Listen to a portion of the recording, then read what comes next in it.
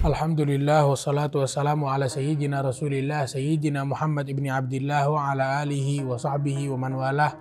Amma ba'du. Allah subhanahu wa ta'ala jadikan untuk seseorang ibadah yang gak terlalu susah, ibadah yang simple, ibadah yang gampang. Tapi dengan ibadah ini seseorang bisa menjadi pribadi yang lebih baik, pribadi yang lebih mulia, pribadi yang lebih yang lebih agung dari pribadinya sebelum dia melakukan ibadah ini. Apa ibadah itu? Ibadah tafakkur. Ibadah gak susah, cuman tafakkur, mikir di dalam memikirkan hal-hal yang Allah ciptakan dan makhluk-makhluk yang Allah ciptakan. Allah memuji orang-orang yang tafakkur. Allah sebut mereka dengan sebutan ulul albab, orang yang berakal. Inna fi khalqis samawati wal ardi la ayatin li ulil albab. Sesungguhnya di dalam penciptaan langit dan bumi, di dalam penciptaan langit dan bumi terdapat tanda-tanda, terdapat pelajaran-pelajaran yang bisa dipetik oleh orang yang berakal. Siapa mereka? Alladzina yadhkurunallaha qiyaman wa qu'udan wa 'ala junubihim. Yang mereka selalu mengingat Allah dalam keadaan apapun, baik dalam keadaan berdiri atau duduk ataupun sandaran, tiduran, dia mengingat Allah. Sehingga dengan dia mengingat Allah, mereka wa yatafakkaruna fi khalqis samawati wal ard. Memikirkan yang Allah ciptakan, memikirkan ciptaan Allah di dalam Allah menciptakan langit, Allah menciptakan bumi, melihat dan menyaksikan kebesaran Allah di dalam ciptaan-ciptaan tersebut, sehingga mereka tafakkur, mikir bahwasanya Allah nggak ciptain bumi, ciptain langit, ciptakan kehidupan, ciptakan manusia, terus Allah hilangkan begitu saja, enggak. Wama khalaqnakum abatha. Allah nggak menciptakan kita abath, begitu saja terus dihilangkan, nggak Allah pedulikan, enggak.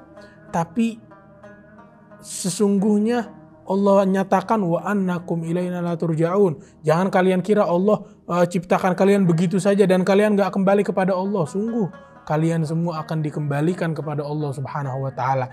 Nah, ini contoh yang bisa dipetik oleh orang yang tafakkur, orang yang mikir tentang yang Allah ciptakan. Bahkan pada dirinya sendiri, kalau dia pengen periksa, kalau dia pengen introspeksi, terdapat pelajaran-pelajaran yang bisa diambil.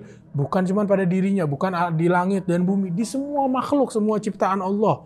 Wa fi kulli syai'in lahu ayatun tadullu ala annahul wahidu. Di dalam semua hal, di dalam semua sesuatu, di dalam semua benda terdapat tanda bahwasanya Allah yang Maha Esa, bahwasanya Allah Subhanahu wa taala penciptanya, bahwasanya Allah Subhanahu wa taala Tuhan yang menciptakan hal-hal tersebut, benda-benda tersebut dan perkara-perkara tersebut. Ini semua bisa kita dapatkan, bisa kita fahami dengan ibadah at-tafakkur, mikir.